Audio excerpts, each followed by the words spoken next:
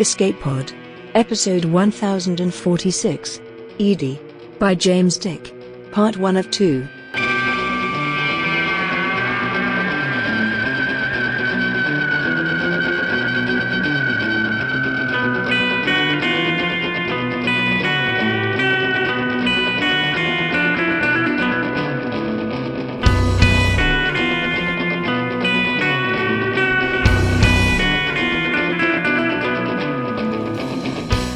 Hello, and welcome to Escape Pod, your weekly science fiction podcast.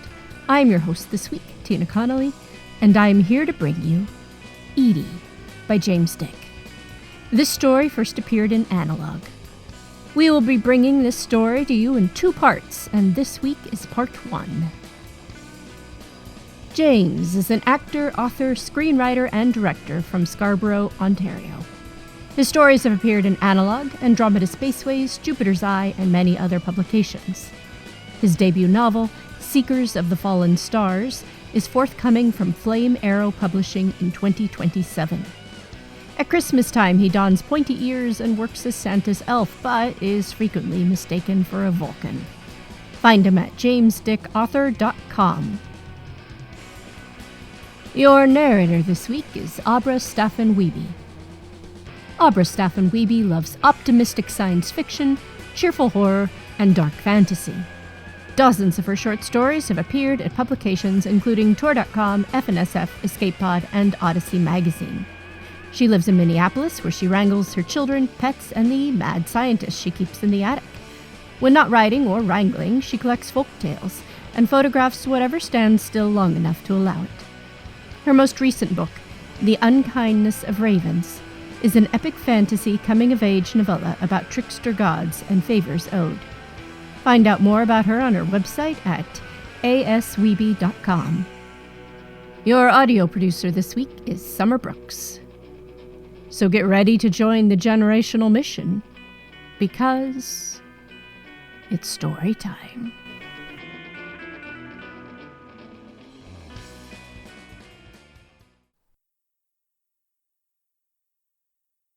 EDIE by James Dick. High above Europa, a lonely traveler reached the end of her journey. A spacecraft the size of a school bus, with 2 solar panels like giant silicone wings, slipped into orbit above Jupiter's ice-covered moon.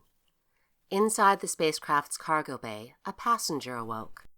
Her arrival at Europa was an event 2 decades in the making. It had involved the efforts of 5,000 scientists, engineers, and bureaucrats. Now they were all about to learn whether those efforts would pay off. The cargo bay opened, and for the first time ever, EDIE saw sunlight. In Mission Control in Houston, Texas, Wendy Sloan held her breath. She was the director of the EDIE mission, but she'd only stepped into that role because the previous director, Christopher Samaras, died. He'd lived to see EDIE's launch, but not her landing. Time was ever the enemy of astronomers. The shortness of human life meant that many tasks begun in the present would become the care of the future. "We are a generational mission," Wendy had once said to the press. It was no joke. Members of the EDIE team had gotten married during the mission. Children had been born while the probe was under construction. Family members had passed away during the 7 years it took EDIE to reach the Jovian system. Wendy's daughter, Kate, was 5 when EDIE launched. Her 12th birthday was tomorrow. By way of asking for a birthday gift, Kate said, "You'd better get EDIE down safe." Wendy smiled. "We are a generational mission, and Kate will use everything we learn as a ladder toward her own discoveries." It was for that reason, more than any other, that failure was not an option for Dr. Sloan. Jim Watson, head of communications, made the callouts for the final stage of EDIE's journey. At launch, he'd been a bachelor with an athlete's body. Today, he was married with 2 daughters and was working on respectable beer belly. 15 seconds left in the burn," he said over the internal comm. 5, 4, 3, 2, 1. Burn complete. Orbit achieved. A round of applause rippled through the room. Wendy joined in, but only half-heartedly. She couldn't relax until she knew EDIE had landed safe and sound, and many things had to have gone right for that to have happened. Jupiter and its moons were 600 million kilometers from Earth, so far away that light took 45 minutes to reach mission control. Watching the telemetry stream in from EDIE was like watching a death-defying trapeze stunt. Wendy was powerless to change the outcome. All she could do was watch. Whether the stunt ended in tragedy or not was entirely up to EDIE. Next comes separation. The giant carrier stage let go of EDIE, giving a few puffs of its gas thrusters to pull away from her. 20 seconds later, EDIE and her deceleration motor were floating free in the vacuum of space. The carrier stage sent 3 short radio blasts back to Earth. "Radio pings," Jim said. "Stand by. Spacecraft separated. EDIE is free and clear." The entire control room burst into cheers. Wendy put both hands over her mouth and exhaled through her nostrils. And now comes the landing. EDIE scanned the surface of Europa for a landing site. NASA had selected a multitude of options for redundancy, but Europa remained a fiendishly difficult body on which to plan a landing. It was encased in a shell of ice, and as Jupiter's gravity squeezed and released Europa's core, the ice heated and cooled. Its shape and surface features were not the same from one year to the next. NASA had attempted to update EDIE's database every month during her 7-year voyage to the Jovian system, using new telescopic images, but even so, EDIE soon learned that over half her original landing sites were now invalid. Had EDIE been human, this might have made her nervous, but as her builders often quipped, EDIE had nerves of steel. Back at Mission Control, there was a heart-stopping moment when EDIE's scan of Europa streamed in. Niels Persson, the scientist in charge of EDIE's special payload, messaged Wendy on an isolated channel. "We're down to 40% of our choices," he said. Wendy took a deep breath. "I know. We prepared for this. We programmed EDIE to handle this. Hey, at least this isn't any more dangerous than Jezero Crater, right?" Wendy looked across the room to where Niels sat, a console designated Melt Probe.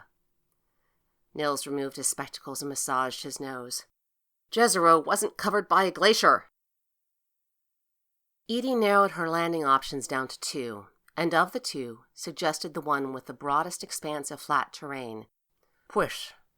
Her touchdown point was no larger than a skating rink, but EDIE was no larger than a subcompact car. It would be an easy parking job, provided she could make it down. She completed one more orbit of the moon, and then fired the barrel-sized decelerator strapped to her chassis.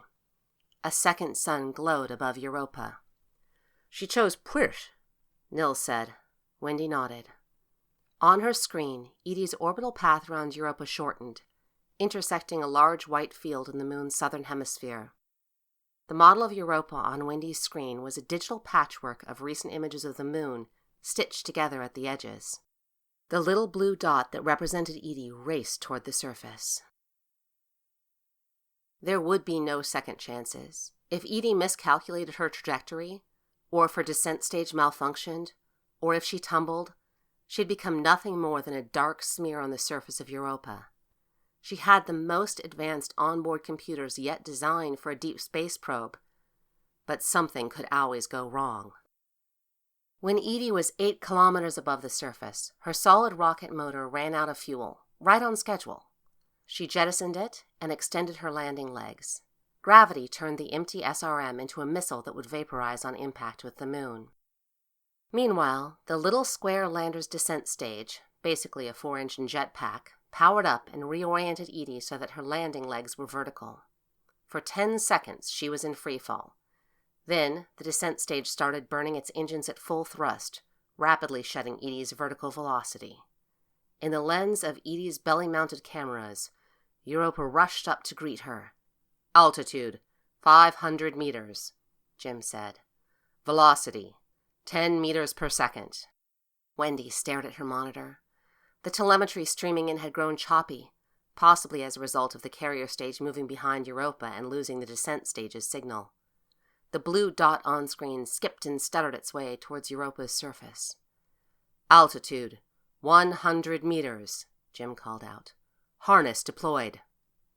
Wendy visualized the moment in her mind. Four-legged EDIE would drop from the harness on the descent stage, dangling by 4 umbilicals like a spider hanging upside down by its thread. "Altitude, 30 meters." Jim abruptly broke off. "Signal loss. LOS interrupt." Wendy inhaled sharply. EDIE vanished from every screen in mission control. A red message blared in her stead. Telemetry interrupted. If EDIE touched down safely, we'll know in just a minute more. She mentally resumed the mission from where it left off. EDIE touches down about now. Descent stage decouples and flies off to crash a safe distance from the landing site. EDIE waits a moment to confirm her legs are down and she's stable. "LOS plus 5 seconds, Jim called. Now she'll unfold her antenna and start looking for the carrier stage. If she doesn't find it in 10 seconds, she'll start looking for Earth. "LOS plus 15 seconds. Come on, EDIE, you can do it. Start scanning for our signal. We're talking to you right now. This should not take longer than a minute. "LOS plus 30 seconds. "LOS plus 45 seconds. Wendy's heart thundered in her ears. She looked at Nils. He was a statue, frozen with his eyes locked on the monitor. "LOS plus signal acquisition." A split second after Jim spoke, the telemetry interrupt signal vanished, and EDIE's blue dot reappeared at the center of the push landing site.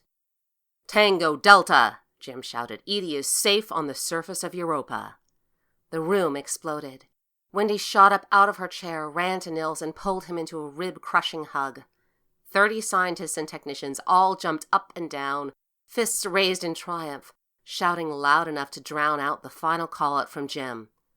"Europa Deep Ice Explorer has touched down on Europa, ready to begin searching for signs of life on Jupiter's frozen moon." Kate would be watching the NASA live stream. Wendy dug her phone out of her pocket. She was already being bombarded by well wishes from friends and colleagues.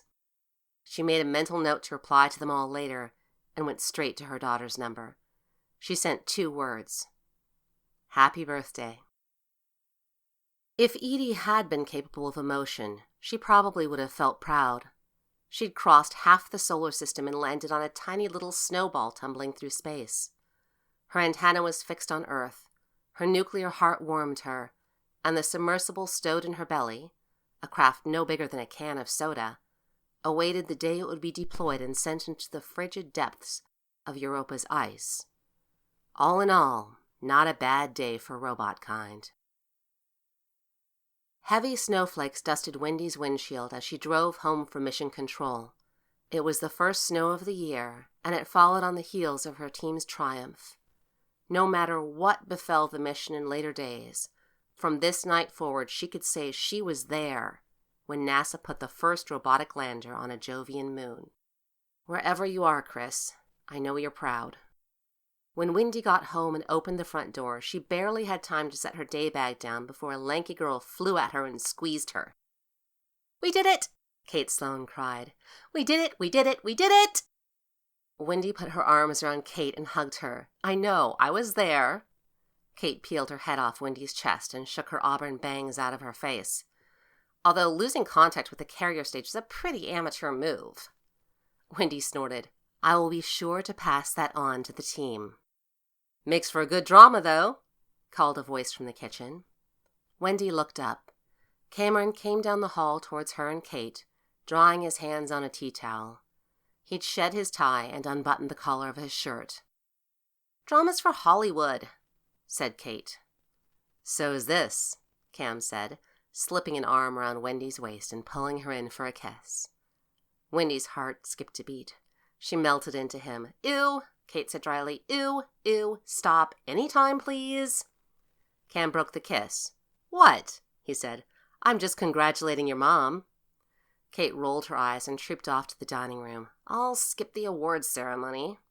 "I won't," Wendy whispered in Cam's ear just before biting it. Cam chuckled. "I made coq au vin. It's almost ready." "Oh, thank you." Wendy unzipped her parka. Making history is hungry work. Coco Van wasn't the only thing Cam made. He'd also baked a little square cake with an aluminum foil antenna and legs. "In honor of our intrepid explorer," he said as he set the cake on the table. "Antenna's all wrong," Kate said. "Is it?" said Cam. He started to take the cake away. "My mistake. I'll throw the whole thing out." "Never mind, never mind." Cam handed Wendy the knife. "All you, hun." Wendy took the blade and held it over the cake. "Here's to whatever awaits us on Europa. Hopefully biosignatures," said Kate. "No matter what it is," Wendy pressed on, "it'll be something we've never seen before." She cut the cake in fours and plated it up. "While we eat," said Wendy as Cam and Kate dug in, "I have something for us to look at." Her day bag rested against the legs of her chair. She reached in, took out her laptop, and opened it atop the table. "The rest of the world will see this in the morning, but I wanted to show it to you guys first." She tapped the trackpad to bring the computer out of sleep. "Oh my God!" Kate gasped. On the screen was the first picture taken by EDIE's forward camera. It had been sent back as a quick confirmation by EDIE to say, "Yes, I'm down safe, and yes, I'm right side up." 2/3 of the photo was filled with what could have been any old glacier on Earth. An icy field marred by cracks in the ice and sulfur stains from Io's volcanic eruptions. The top third of the photo was black sky, with just a sliver of a crescent Jupiter near the top edge of the frame. "You'd almost think it was Greenland," said Cam. "Nils said the same thing," said Wendy. Kate reached for the computer reverentially and brought it closer to herself. She studied every detail on the screen with wide, searching eyes, as if she could find the biosignatures she craved by sight alone. Wendy exchanged a proud look with Cam. "Plenty more where that came from," she said, spearing a piece of cake with her fork. "We're downloading a new batch in the morning." "Didn't sleep last night either, huh?" Wendy said to Nils as she entered mission control. Nils had shadows under his eyes and a big smile on his face. "Nope," he said. "I was jealous of the overnight team and decided to come in. I'm glad I did." He accompanied Wendy to her desk. "You know that active molten core we theorized about? It's not theoretical anymore. Seismograph is picking up a continuous rumble characteristic of volcanic activity." "Yes!" Wendy cheered as she pulled up the telemetry on her screen. The seismic activity was represented by a distinct, energetic waveform. There were occasional spikes, probably caused by high-energy eruptions or shifts in Europa's ice shell. The revelation of a molten core guaranteed there was an energy gradient in the subsurface ocean, a prerequisite for life, as humanity knew it, to exist. "That isn't all, though," said Nils, vibrating with excitement. "Go to the beginning of the data, right to when EDIE touched down." Wendy scrolled back. She spotted the occasional spike, more eruptions or ice shifts, but none of it compared to what she saw at the very start of the graph. The second EDIE's seismograph started, it caught something, the tail end of a seismic event so massive it was literally off the charts. An entire portion of the graph was blacked out by the waveform. Wendy's awe gave way to her rationality. This could be the vibrations from EDIE's landing. Nils shook his head. "I thought that too, but none of EDIE's instruments were programmed to activate until she confirmed she'd been stationary for 10 seconds. Wendy digested this. And it couldn't be the result of the jettisoned SRB or deceleration stage. Those would appear as a pair of short, steep spikes in the graph. "So," said Wendy, "what you're telling me is that we landed just in time to miss the mother of all seismic events?" Nils nodded, still smiling. "Yes." "Damn. Do Shay and Seismic have any theories about this?" Nils looked over his shoulder at the seismic team, who were in a frenzy over their computers. "Still crunching the numbers, but they did tell me that because of the liquid medium of Europa's subsurface ocean, this event could have been felt all over the moon." Wendy whistled.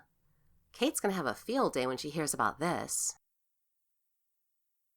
As EDIE's cameras continued to track and photograph the ice around her, she detected 4 small, dome-shaped protuberances in the ice about 3 meters away from her that had not been there when she landed.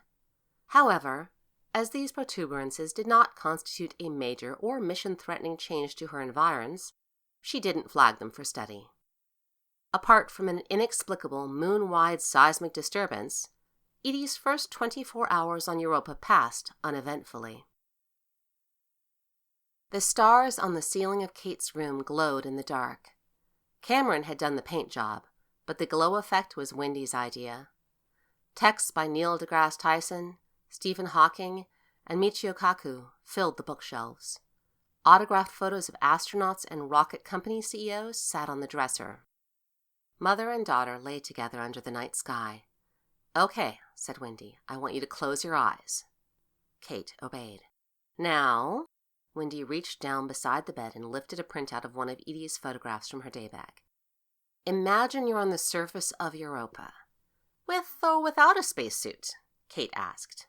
Wendy flicked Kate's ear, prompting a squeak from the girl. "Don't be snarky. Imagine you're on the surface of Europa, in a spacesuit. Edie's beside you.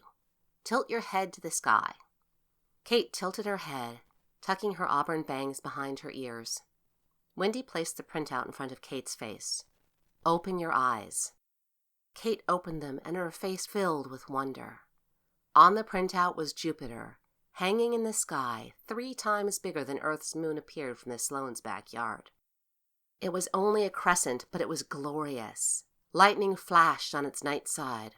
Aurorae danced at its darkened poles, and tucked away on the limb of the planet was the great red spot, barely in frame, as if it was trying to hide from the camera.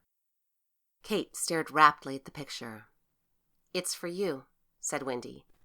Kate took the picture in both hands. "It's beautiful." "Yeah, it is." Wendy sighed and put an arm around Kate. "So, hypotheses about the seismic event?" Kate pursed her lips. "Possibly a major tectonic upheaval due to gravitational flexion? It wouldn't help that there's an ocean pressing down on the continents." Wendy weighed this and smiled. "But we have similar events on Earth, and we don't see shockwaves traveling around the globe that often." "Europa's a smaller body. Plus, the ice shell probably turns the subsurface ocean into a giant echo chamber." Kate looked at Wendy. "But if you don't mind, I'd prefer to wait for the melt probe results before I speculate any further." The melt probe was a fairly simple machine. It was a soda can-sized robot connected to EDIE via a 500-meter-long umbilical. Both ends of the probe contained thermal elements that would melt the ice, thereby letting it sink while EDIE paid out the umbilical, or rise as EDIE reeled the umbilical in. The sides of the probe's cylindrical hull were run through by slots, gills, the team called them, that could collect meltwater and analyze it using a compact biosignature scanning suite. Results would be relayed up the umbilical to EDIE for transmission back to Earth. Nils was chief engineer and head of operations for the probe. His nickname for the little machine was Snorri. Wendy was back at her console, this time in a support role to Nils' part of the mission. Telemetry and ventral cameras confirmed the probe was dangling, heated, and ready to be lowered into the ice. EDIE awaited the final order to proceed. Wendy looked over to Nils. With hands steadier than a surgeon's, he typed the command for the probe to enter Europa. The instruction wouldn't reach EDIE for 45 minutes, and Nils wouldn't get a reply for 45 more. The next hour and a half will be an eternity for him. While EDIE waited for her instructions to arrive, her cameras performed a routine survey of the environment. The small, dome-like protrusions that she'd noted at the end of her first day had grown half an inch. EDIE's creators still hadn't noticed them, or perhaps they'd assumed the domes were already there when EDIE landed. Whatever the case, they were focused on what they believed were more pressing matters. The command to lower the melt probe arrived, and EDIE paid out the umbilical, her motors silent in the airless wastes. A barrage of new telemetry rained down on mission control as Snorri made contact with the ice. As with the landing, there was an eruption of cheers throughout the room. Wendy mirrored Nils' feed on her screen. "Huge quantities of minerals and heavy elements," she said to him over the comm. "It's all from Io," Nils said. Wendy heard the smile in his voice. "The ejecta from Io's volcano spatters Europa. I bet if we brought this stuff home, it'd be the best fertilizer on the market." "I'll get my husband to start working on branding," said Wendy. "Any biosignatures?" "Still too early. I don't expect to see any until the gills sink at least 4 inches into the ice." One of the challenges of navigating the Jovian system was that it was highly radioactive. Radiation from Jupiter obliterated any chemical bonds on the top layer of Europa's ice.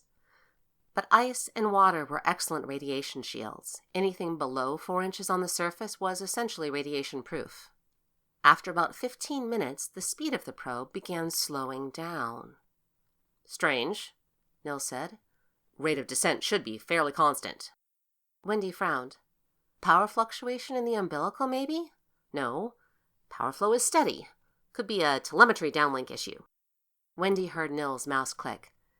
"Something to keep an eye on, but as long as the probe keeps moving, I'm not that concerned." He checked his 2D simulation of the probe's position. "Gills are reaching the 4-inch mark." Everyone, including Wendy, held their breath. "Hun?" Wendy looked up from her half-eaten dinner. Cam was staring at her quizzically. "What?" she said. "You zoned out," Kate said through a mouthful of fish. The latest photographic printouts from Europa lay splayed around her placemat. Wendy shook her head. "Sorry, what were you saying?" "I got a commission you'd love," said Cam. "They want to do a mural on the rec center commemorating all the places our robots have gone so far. I'm to do everything from Mars to Europa and then leave space for more planets and moons to be added in the future." "Oh," said Wendy. "Yeah, that's actually pretty cool." Cam cocked his head. "You are still thinking about Snorri." Wendy sighed. "I know I shouldn't." Kate paused mid-chew and looked at her mother. "You knew it might not be a yes or no thing." Wendy narrowed her eyes at Kate. "Rude." Kate stuck a tongue covered in chewed-up fish out at Wendy and went back to flipping through the photos. "You hoped it would be easy," said Cam. Wendy nodded. "I couldn't help feeling like we were going to make that big discovery right away." "I still think a sample return mission would be more useful," said Kate. "Oh, I'm sorry," said Wendy. "You can be on the advisory committee when we plan the follow-on mission." "Terrific," the young woman chirped. "I have a perfect idea for—" Kate's fork clattered to her plate. She snatched up one of the printouts, a wide-angle shot of Europa's ice-scape. "What are those?" Her face was so close to the picture, her nose nearly touched its glossy surface. "What are what?" Wendy asked. "Those!" Kate turned the photo around and showed it to her mother. Wendy recognized the terrain to the southeast of EDIE. Kate put her finger on a spot in the bottom left quarter on the surface of the ice. Wendy took the picture and looked closer. On the surface, she saw what appeared to be 4 dome-shaped protrusions of ice, all with stubby stalks rising from them. They were extremely regular in shape and seemed to be equidistant from each other. "Those don't look natural," Kate said. "No, they're probably... they could be..." Wendy trailed off. The more she studied the anomalies, the more she felt Kate might be onto something. "You're right," she said at last. "They don't look natural." Natural or not, EDIE had continued to track the growth of what would come to be called the Europa surface anomalies. She beamed the photo and video captures back to Earth at the top of every hour per her programming. So far, from EDIE's perspective, everything was proceeding above board. But something was about to happen that would cause the intrepid explorer to send a cry of panic back to her builders. 500 meters beneath the surface of Europa, 2 sheets of ice shifted without any warning, meeting like 2 giant hands clasping together. The place where they intersected was the segment of umbilical directly above the melt probe. The long, thin cable sheared in 2, and all telemetry from the melt probe ceased. EDIE responded by broadcasting an alarm to the carrier stage, to the deep space network, to Earth, to anyone or anything that might be listening. But of course, the alarm wouldn't be heard for 45 minutes. The entire EDIE team stared at the pictures flashing by on the big screen.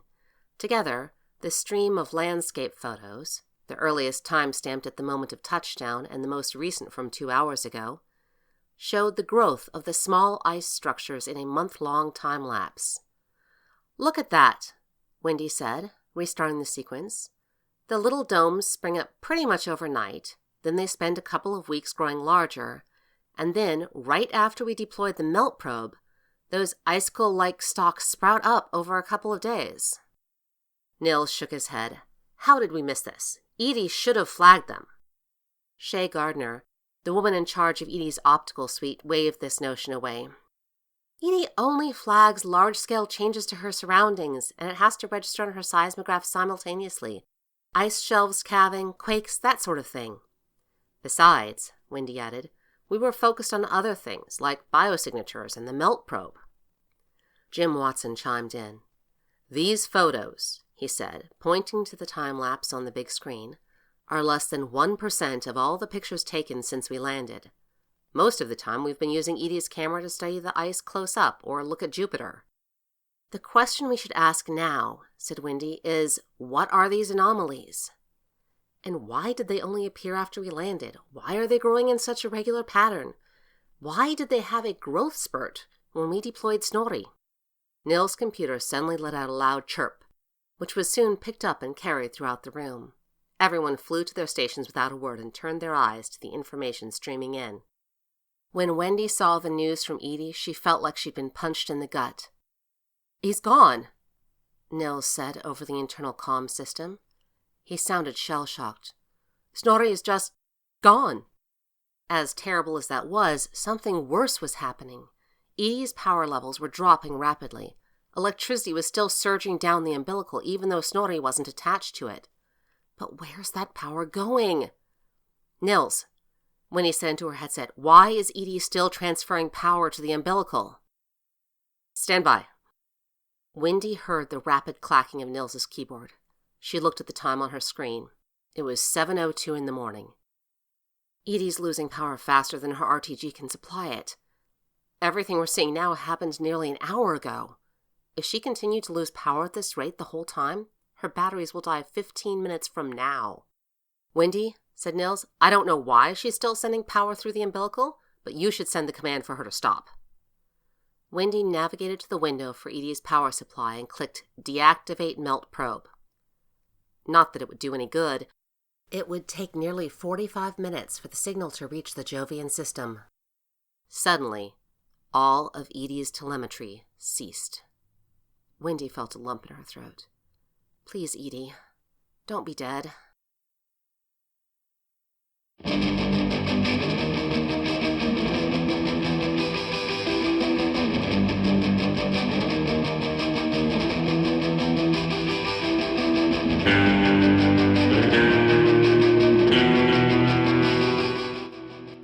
And we are back, and again, that was part 1 of EDIE by James Dick, narrated by Abra Staffen Wiebe. No spoilers this week because we are only halfway through, so I'll just mention that one thing I really enjoyed about this story is seeing the mother-daughter relationship back at home while everyone is watching and waiting to see what happens with the Europa expedition. There is an emphasis at the beginning of the story that the launch has taken 2 decades and is a generational mission. And the story illustrates that by showing Wendy's daughter, Kate, who was 5 when EDIE launched, and now only wants a safe landing for her 12th birthday. Come back next week and find out what happens to EDIE and Wendy and Kate and Europa. And until then, Escape Pod is part of the Escape Artist Foundation, a 501c3 nonprofit, and this episode is distributed under the Creative Commons Attribution Non-Commercial No Derivatives 4.0 International License. Don't change it, don't sell it, please go forth and share it. How do you share it, you ask? Well, in addition to your social media of choice, consider rating and or reviewing us on podcast listening sites such as Apple or Google. More reviews makes for more discoverability, makes for more Escape Pod for you. Now, Escape Pod relies on the generous donations of listeners exactly like you. So please remember that Patreon subscribers have access to exclusive merchandise and can be automatically added to our Discord, where you can chat with other fans as well as our staff members. Sure, if you enjoyed our story this week, then consider going to escapepod.org or patreon.com/EAPodcasts and casting your vote for more stories that look for biosigns on frozen moons. Our opening and closing music is by Daikaiju at daikaiju.org, and our closing quotation this week is from David Attenborough, who said, There are always new things to find out, if you go looking for them. Thanks for listening, and have fun.